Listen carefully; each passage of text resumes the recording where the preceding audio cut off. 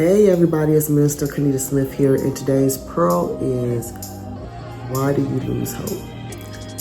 I'm coming from Ephesians chapter 4, verse 17 through 18, and it's a timely word because many of us are going through circumstances and situations that have caused us to feel like hope, faith, and belief is pointless.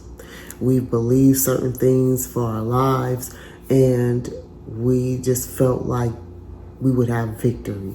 We felt like we would see a recompense or a change by now.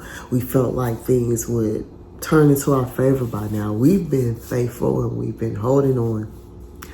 But there comes a time when life is so hard, when circumstances are so unbearable, when our grief and our pain is so dire that we begin to lose hope. But in Ephesians 4, verses 17 through 18, the writer talks to us about how dangerous that is and warns us against losing hope, because he said we should never lose hope as a believer, because our hope should always be in Jesus Christ.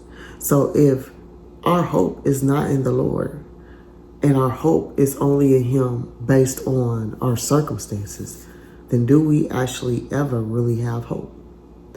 We have to know to believe God in and out of season. The Bible talks about in and out of season being a witness and ambassador for him, whether it's going right or it's going wrong, whether we know the end from the beginning, the outcome, or whether we don't.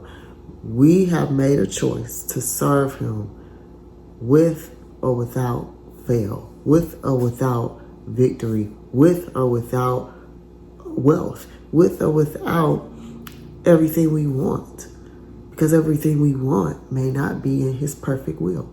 But his word says he will place the desires on our heart that line up with him. If we are in him, our desires should line up with him, right?